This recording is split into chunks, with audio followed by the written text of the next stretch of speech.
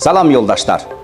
Sizə yeni iş təklif olub, lakin müsahibədə həyəcanlanırsınız və ya hər hansısa bir iş əldə etmək istəyirsiniz. Müsahibədə həyəcanlı olduğunuz üçün öz fikirlərinizi və ya hər hansısa bilik və bacarıqlarınızı əks tərəfdəkinə izah etməkdə çətinlik çəkirsiniz.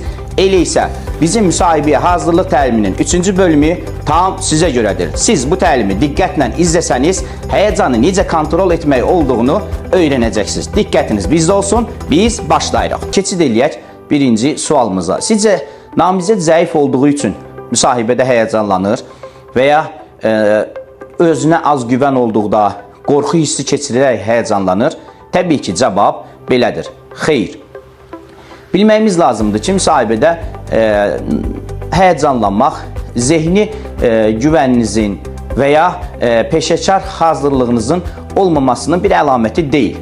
Buna görə də hər hansısa bir narahatçılıq keçirmək lazım deyil. Əksinə, namizəd məsuliyyətli olduqda və yaxud da ki, özünə güvən olduqda, məsuliyyətli bir insan olduğu üçün fikirləşir ki, mən uğur qazanmalıyam. Beləliklə də müəyyən hər hansısa bir qısa vaxtlı bir neçə saniyə həyəcanlı ola bilər ki, bu da normal haldır və əmin olun ki, HCR bu barədə sizə hər hansısa bir negativ hal qeyd etməyəcək. Əsas olan odur ki, siz öz həyəcanınızı idarə edib peşəkar bacarığınızı və yaxud da keçmişdə olan yaxşı təcrübənizi effektiv şəkildə nümayiş etdirin və beləliklə də siz həyəcanı azaldacaqsınız və uğura tərəf yönəlmiş olacaqsınız. Gəlin keçid eləyək ikinci mövzumuza, yəni ikinci sualımıza.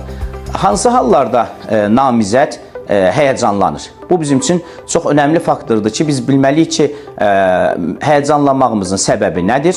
Biz hansı hallar olduqda həyəcanlanırıq və daha sonra isə biz həyəcanımızı necə azalda bilərik? O barədə geniş şəkildə sizə informasiya verəcəyik. Təbii ki, biz fizioloji gərginlik olduqda və emosional faktorlar olduqda həyəcan hissi keçirdə bilərik bir namizəd kimi. Və ya biraz daha detalına geçsək, misal üçün özünə az güvən olduqda və ya uğursuzluq qorxusu yarandıqda, məsələn, fobiya yaranır ki, mən uğursuz olacam və yaxud da ki, uğursuz ola bilərəm deyə düşündükdə həyəcan yaranır. Və ya başqa bir səbəb ola bilər ki, misal üçün, namizəd özünün uğurlu olub olmadığını düşündükdə və ya veriləcək suallara necə cavab verəcəyini düşündükdə bu da müəyyən həyəcan gətirir. Həmçinin rəqabət hissi olduqda, misal üçün, namizəd fikirləşir ki, ondan başqa digər namizədlər də, hansı ki, onlar da peşəkardır və ya təcrübəli mütəxəssislərdir, onlar da müraciət ediblər və beləliklə bu da, yəni bu fikri düşündükdə onlara müəyyən həyəcan gətirir. Başqa hansı səbəblər ola bilər ki, insanı həyəcanlandırır? Misal üçün, yer mühiti fərqli olduqda insan həyəcanlanır. Misal üçün, fərqli işıqlandırma və ya istilik və yaxud da yer dəyişmə və yaxud da ki, müsahibəçilərin bədən dili. Misal üçün, hər hansısa bir ciddi bir reaksiya verdikdə və yaxud da ki, təbəssüm az olduqda müəyyən namizədlərdə həyəcan olur. Və ya, misal üçün, peşəkar və ya şəxsi maraqlar olduqda, misal üçün, namizəd düşünür ki, bu ona hansı ki, işə çox ehtiyacı var və eyni zamanda verilən əmək haqqı çox yüksəkdir və şirkət çox tanınmış bir şirkətdir. Beləliklə də bu halda ona hər hansısa bir həyəcan gətirə bilər. Misal üçün, müsahibəçilər hər hansısa bir sual verəndə o özündə fikirləşə bilər ki, bu bir qaranlıq qutudur, mən bilmirəm nəticəsi nə olacaq. Beləliklə də bu hal, bu fikirləşmə ona hər hansısa bir həyəcan gətirə bilər. Və başqa fizioloji və ya ekoloji faktorlar da insana bəzi hallarda həyəcan gətirir. Misal üçün, bədən reaksiyaları. Misal üçün, insanda həyəcan olur. Həmin bu həyəcan zamanı bədən reaksiya verir və beləliklə də bu adrenalin ifrazına səbəb olur ki, bu da nəticədə ürək döyünməsini çoxaldır, tərləməni çoxaldır və əllərin titrəməsinə səbəb olur və ağzın qurumasına səbəb olur və eyni zamanda səs titrəməsi kimi simptomlar yaranır. Yaxşı, gəlin keçid edək hansı tədbirləri biz görməliyik ki, həmin müsahibədə, yəni hansı ki, ürəyimiz üçün olan bir müsahibə təşkil olunub və həmin müsahibədə uğurlu namizəd kimi çıxış edə bilək. Biz həyəcanı necə azalda bilərik, necə kontrol edə bilərik? Gəlin keçid eləyək, bax, bu cavablara. yoldaşlar, bəzən görürsən ki, müsahibəçilər sizi dəvət edirlər. Əmək haqqı az olduğu üçün, misal üçün, getmirsiniz. Əmək haqqı azdır deyirsiniz və yaxud da ola bilsin ki, məsafə uzaqdır və yaxud da ola bilsin ki, şirkət xoşunuza gəlmir. Amma bizim tövsiyəmiz sizə odur ki, müsahibələrdə siz uğurlu nəticə əldə etmək istəyirsinizsə, əmək haqqı az olsa belə və yaxud da şirkət xoşunuza gəlməsə belə və yaxud da ki, ola bilsin ki, məsafə uzaqdadır. Lakin siz müsahibəyə gedin və o müsahibədə mütəmadi olaraq siz iştirak etsəniz, artıq müsahibəyə getmək, müsahibədə müsahibəçilərin sualına cavab vermək adi hala çevriləcək ki, artıq siz özünüzü həyəcanlı hiss etməyəcəksiniz və beləliklə də siz uğur əldə etmiş olacaqsınız. Yaxşı, başqa hansı tədbirlər görməliyik ki, biz müsahibədə uğurlu nəticə əldə edək? Misal üçün, siz müsahibəni sadəcə söhbət, danışıq, tanışlıq qəbul edin. Öz beyninizə fikirləşin ki, gedirəm yoldaşlarla tanış olmağa və beləliklə də siz rahatlıq tapacaqsınız ki, hər hansısa bir imtahan deyil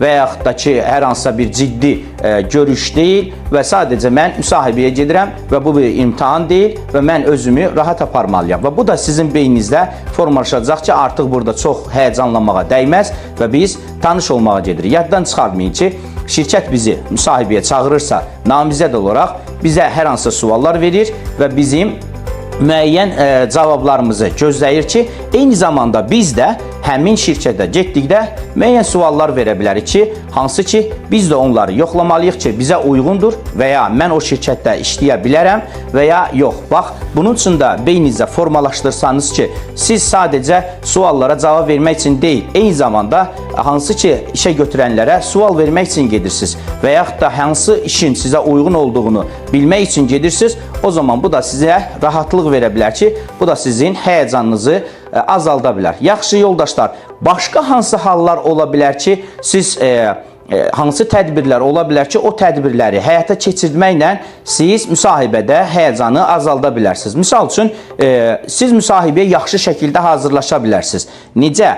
Misal üçün, sizə verilən sualları, hansı ki, iş elanı verilib, vəzifə öhdəlikləri orada qeyd olunub və həmin vəzifə öhdəliklərini siz götürərək internetdən və yaxud da ki, sosial şəbəkələrdə paylaşıblar, oradan götürərək onları əzbərləyəcəksiniz, yaxşı şəkildə öyrənəcəksiniz, öz-özünüzə danışacaqsınız və ya siz hər hansısa bir yoldaşınıza verə bilərsiniz, o sualları sizə verəcək və beləliklə cavablandırıb, orada olan uyğunsuzluqları düzəltdikdən sonra daha yaxşı şəkildə cavablandıracaqsınız və beləliklə müsahibəyə tam rahat şəkildə gedəcəksiniz ki, artıq veriləcək sualların çoxsunun cavabını bilirəm və bu da sizin həyəcanınızı azaldacaq və ya siz hər hansısa bir müsahibədə verilən sualların cavabını verə bilmədikdə, misal üçün, mən bu sualın cavabını bilmirəm deməyiniz sizin zəifliyinizin əlaməti deyil. Yəni, əmin olun ki, hər bir insan bütün sualların cavabını bilmir.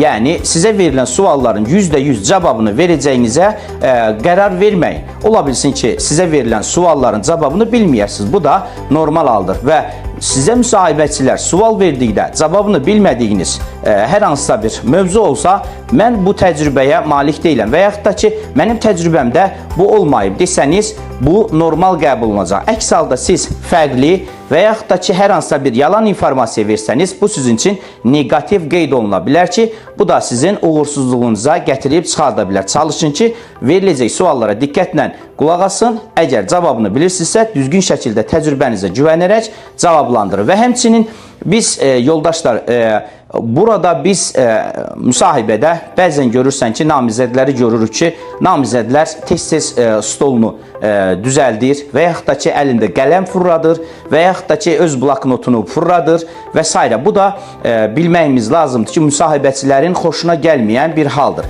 Çalışmaq lazımdır ki, müsahibə zamanı çox hərəkət etməyə üstünlük verməyək. Çalışaq ki, bədənimizi stabil saxlayaq və müsahibəçiyə diqqətlə qulaq asaq və bu zaman artıq biz həyəcanımızı kontrol etmiş olacağıq və biz verəcəyimiz cavaba fokus olacağıq, diqqət yetirəcəyik və beləliklə də uyğun namizəd kimi suallarımıza cavab verəcəyik. Və sonunda mən bizim HR-larımızın və digər nümayəndələrimizin bizə müraciət etdiyi bir neçə sözlər var ki, onları sizin nəzərinizə çatdırmaq istəyirik. Bəzən görürsən ki, namizədlər müsahibəyə gedərkən şəxsiyyət vəsiqələrini unudurlar. Bu da girişdə mühafizəçilərlə hər hansısa bir diskomfort bir hal yaranır. Misal üçün spor ola bilər, mübahisə yaranır ki, şəxsiyyət vəsiqəsi olmadan buraxmayacağıq və yaxud da ki, gedin şəxsiyyət vəsiqəsini gətirin. Namizəd də ona bildirir ki, artıq mən gecikirəm, içəri daxil olmalıyam və bu da müəyyən mübahisələr yaradır. Ona görə də bizim ehtiyarlarımız və işə götürənlərimiz bildirirlər ki, namizədlər öz şəxsiyyət vəsiqələrini mütləq üzərlərində gətirməsi lazımdır ki, birinci haldan hər hansısa bir mübahisəyə girməmiş olsunlar. Yəni, siz təsəvvür edin, hər hansısa bir müsahibəyə gedirsiniz, elə başlanğıcda hər hansısa bir mübahisə yaranır. Ona görə də bunun qarşısını almaq üçün mütləq şəxsiyyət vəsiqəsini götürün və başqa bir onların müraciətləri, sizə bildirmək istədikləri sözləri, müsahibəyə gedəcəyiniz yeri əmin olun ki, siz tanıyırsınız. Misal üçün, sizi çağırıblar hər hansısa bir saatda və həmin o vaxtdan öncə, əgər vaxtınız varsa, o yerə gedib, o yeri yoxlayın ki, həqiqətən də siz bu yeri tanıyırsınız. Bəzən namizədləri həmin günü çağırırlar, həmin saatda çağırırlar, amma namizəd tamamilə fərqli bir lokeysiyona, hər hansısa bir başqa bir obyektə gedir, hansısa başqa bir ofisə gedir və ya fərqli saatda gəlir ki, bu da işə götürənlərin xoşuna gəlməyən haldır və çalışın ki, siz də müsahibəyə çağırıldığınız yeri tanıdığınıza əmin olun. Güman edirəm ki, sizə verdiyimiz bu cavab ürəyi içən olacaq və bizim növbəti bölümlərimiz gələcək. Müsahibəyə gələn yoldaşlarımıza dəstək göstərmək məqsədi ilə biz öz köməkliyimizi davam etdirəcəyik. Hər birinizə uğurlar arzulayıram, xeyirli iş əldə etməyinizi arzulayıram. Sağ olun, görüşərik.